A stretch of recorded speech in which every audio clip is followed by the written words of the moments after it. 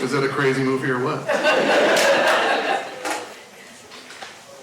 And I brought Cary Grant with me, and we're going to ask Casey some questions about the movie and just about his grandmother, Joan Crawford.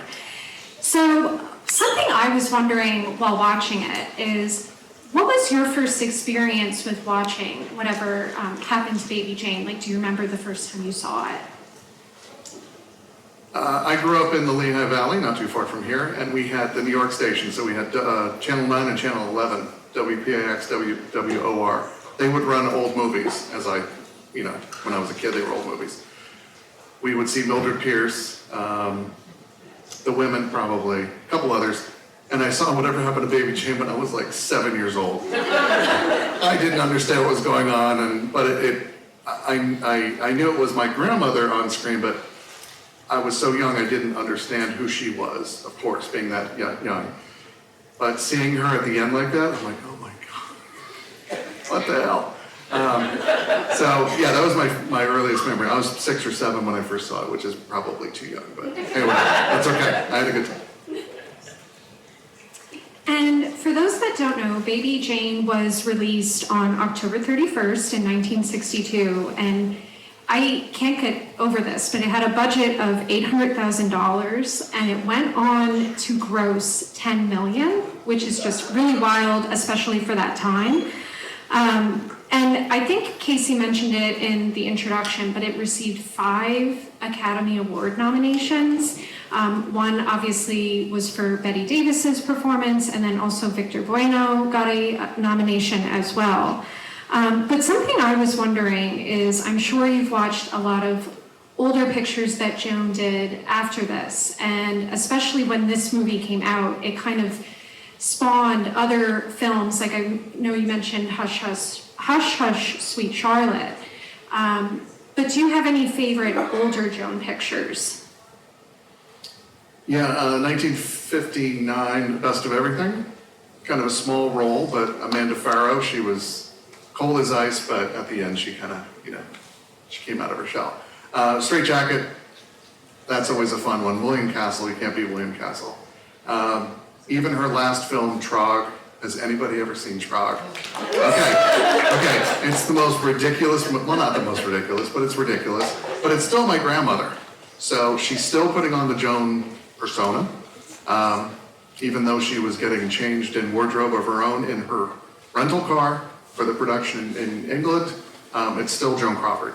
So those are kind of the later movies, but Harriet Craig, just anything in the 50s. Queen Bee is always a good one. Yeah, okay, Queen Bee.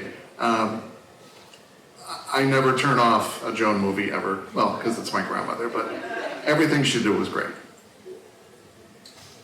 I'm glad you mentioned Trog, because I do have a soft spot for that movie. It's really ridiculous, but it's still fun to watch.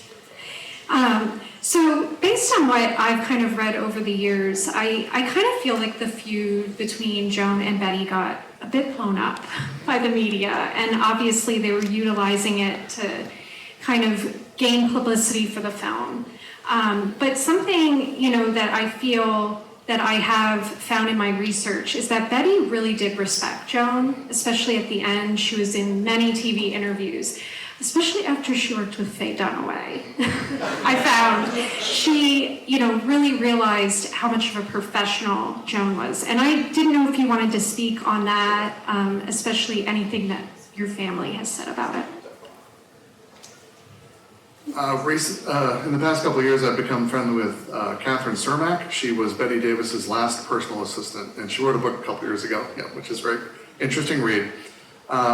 Catherine is of the opinion that I'm the same opinion. It was a lot of publicity. It was good for the movies. Bette and Joan definitely respected each other as actors. They were both at Warner Brothers during the same period after Joan came over from Metro-Goldwyn-Mayer. I have home movies of my grandmother from the 30s into the early 60s. There's a later clip where she talks about, my grandmother talks about Bette Davis, and all of their time at Warner Brothers, Joan was always trying to get a picture with her, somehow to co-star. They just didn't have it. They couldn't find one. And then when Baby Jane came around, Betty was right on the top list for Joan to co-star with her, and she talked Bob Aldrich into doing that. So it was kind of a match made in heaven. And but the feud itself, yeah, overcooked a little bit, but some inside gossip. It all goes back to Francho Tone, way back in the 30s. Sadie McKee, which we'll talk about in a second, 1935, right? Joan and Francho starred in that movie together. And it comes down to this level, everyone. Betty liked Francho Tone. And then Joan married Francho Tone. That's what it comes down to. It wasn't rivalry, professional rivalry, since they respected each other. It came down to personalities and a boyfriend who became a husband, and Betty couldn't have him. That's Francho Tone for you. Well, yeah, I'm glad you actually brought up Sadie McKee, because that was a question that I was wondering. In the film, Baby Jane, we see that Joan is watching one of her older films, and it is Sadie McKee. Do you know if she picked that, or was that something that the director picked, or the studio? Yeah, I think it was pretty much all that together. And if you noticed, in the scene of Betty's movie that they show, Gene Raymond, the actor, is on the nightstand in a photo. Gene Raymond is in Sadie McKee as well, as the co-star. It's Francho, Gene Raymond, and Joan as kind of the triangle. So that's interesting. So I think Joan was all for, I mean, Sadie McKee's 30 years before this, so I think she really enjoyed seeing herself, the movie within a movie kind of thing, and seeing Sadie McKee, her younger self. I think that really worked well. Another thing that I had found when I was doing a bit of research for tonight is that I didn't realize the movie, I guess, initially was going to be shot in color. And then they decided to shoot it in black and white. And I just think, I can't even imagine if it was in color, because I feel the black and white adds like this haunting and eerie aspect to it. And just wanted to get your thoughts on that as well. Yeah, there's no way this could have been shot in color. Sunset Boulevard in color, nope. Casablanca in color, nope. Any of her early movies, no way. Betty made herself up. That wasn't, she came up with that crazy makeup. So to see that in color, it just wouldn't work. I mean, there's a couple of still color shots of it. It just doesn't work. But black and white, it's so striking and so shocking. When she meets Victor Buono for the first time and she's all made up, it just would not come across right if it was in color. So definitely a black and white for sure. And again, going back to some of Joan's older films, I always feel no matter when you watch one of her pictures, she always took the role very seriously. And especially in this, I mean, I feel there's times where Betty's gone a bit over the top, but Joan is, very serious throughout. And I was just wondering, is there a scene in particular in this movie that you enjoy, or just something that you find really stands out? When she's watching herself watch Sadie McKee at the start of the film, I think she's overjoyed seeing herself on the big, on the small screen, you know what I mean? Seeing herself again 30 years later. That's the most positive thing I think out of this film that I like. But when she's tied up and strung up like a piece of meat in her bed, I was sitting right over there, and it just hurts me to see her. It's all acting, but on the converse, that scene alone, having her tied up like that in utter pain, about to die, is just horrible. So.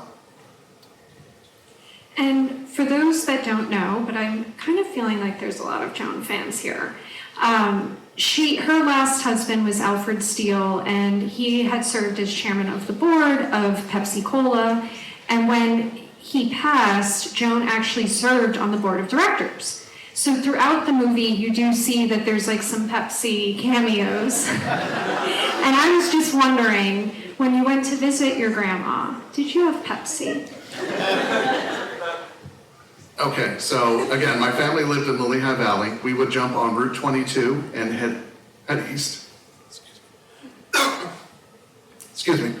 She was living in Manhattan at the time and had moved east to be with Al Steele. They got married in 55. Sadly, he died way too young in 1959. So as a young child, we would go see her for the day. So we would go to her apartment. My parents would go out, shop, do whatever. And my sister and I would have our JoJo, that was our nickname for her, babysit us. And she would, some people find this strange, but it's a good memory. We'd sit in her kitchen and she would feed us roasted chicken with mayonnaise and Pepsi. That's pretty much, that's all I remember is Pepsi. I think I may even at that age, at 5, had Mountain Dew, which is ridiculous because, Pepsi bought Mountain Dew in 64, I think, so it would have been around. But we had, as growing up, we had Pepsi stuff all over. We had this cool Pepsi cooler. My mom had a Pepsi pin. So we were, I'm going to admit this in public, we were officially a Pepsi household growing up, but we still like Coca-Cola too. But yeah, there was Pepsi stuff all over the place, and it became Joan's persona, actress and Pepsi board of directors member. And she traveled all over the world to do that with Al Steele, and then after he passed away. So she was involved with that until she got booted from the board for whatever reason, so later. Something else I've read in Joan Crawford's The Essential Biography was that Victor Bueno had an amazing experience working with your grandmother. And we know that Joan was a supporter of William Haynes, who was another actor that was forced to come out in Hollywood as being openly gay. And it's no secret, Joan has a rather large gay fan base. So I was just wondering, do you have any sense of how she felt about LGBTQ rights? Anything you want to add? I would suggest that Joan was a big believer in human rights. She supported Billy Haynes. They were co-stars together in the silent period. And again, he had to leave the industry because he wasn't going to give up his partner, Jimmy Shields. And they were together, Jimmy and Billy Haynes were together for their entire life. Joan, Billy, and Jimmy were friends until everybody passed away. Her dedication to him, when he left the industry, he became an interior director. I'm sorry, Jesus, it's late. Interior decorator, furniture designer. She supported his career her entire life. And I believe she would be an incredible supporter of, it's Pride Month too, gay rights, human rights, equality for all. So I think that's the way she would, if she was alive today, she would be very vocal about it. All right, and my last question is, in her book, My Way of Life, which is an interesting read, some of the things that I read that she recommended, there was something where she said about adding vodka to people's drinks at parties, but not telling them, because then it would add pizzazz to the party. There was also, she claimed to have liked eating dill pickles after dinner instead of having like a sweet, because she preferred something sour. And I was wondering if there was any suggestions that you had taken from your grandmother and incorporated into your life. If you haven't read My Way of Life, pick up a copy. It's a crazy read. It's fun. It was a self-help lifestyle book before they became a thing. So it's 1970. Things that I don't particularly pull things from her book, but her overall perspective of self-care, which is very important to her. She was always busy, always doing something. She wrote 1 million pieces of correspondence to her fans through her career. She was always doing something. There wasn't a lot of downtime. She was taking care of her kids. She was a single mom most of her life. She was always working, taking care of her children, and taking care of herself. So of all the overarching themes of My Way of Life, I think self-care was the biggest one. So I try, but I don't succeed a lot. But I think that's the biggest takeaway from her book. Yeah. Well, is there anything else that you wanted to add about this amazing film? If you haven't seen a lot of Joan movies, go back about 30 years. This is a great film, but it's a crazy Betty Davis movie. I would suggest looking at her work in Warner Brothers, Mildred Pierce, Humoresque, Possessed, but go back even further. Early 30s with Clark Gable, Jean Raymond. Most of her work at MGM is fantastic, except Ice Followers of 1939. If you haven't seen it, watch it, I guess, but it's a bad movie. Otherwise, take a deeper dive into her work. I screened The Unknown from 1929 with Lon Chaney and Joan last spring at the Hollywood Heritage Museum. Room was packed, 250 people in the tiny little Heritage Museum, about an hour-long movie, and she is Joan Crawford, about to bud into what she became in the 30s. If you haven't seen that, I think they just restored it. Check that out as well. There's one other item. November of this year, noted Hollywood biographer Scott Iman, he's done Chaplin, John Wayne, a couple others. He's releasing a biography in November. I haven't seen the final print yet, but I helped with some documents and some photos, so he does a phenomenal job with biographies. So I'm expecting just a phenomenal piece of work from him about my grandmother. So. Great. And in the meantime, I will just put a little plug out there. MovieJawn does have our latest issue out there, and it does feature a wonderful article from someone who is here in the audience, Kate Beach. She's in the back waving. She wrote a wonderful article about the silent years of Joan Crawford, and it actually mentions The Unknown, which is another one of my favorite Joan pictures. So thank you everyone for coming out tonight. If you are sticking around for Polyester, you will see Casey and I again, because we're going to do a quick little intro for that. But we do appreciate you coming out, and we hope you like the movie.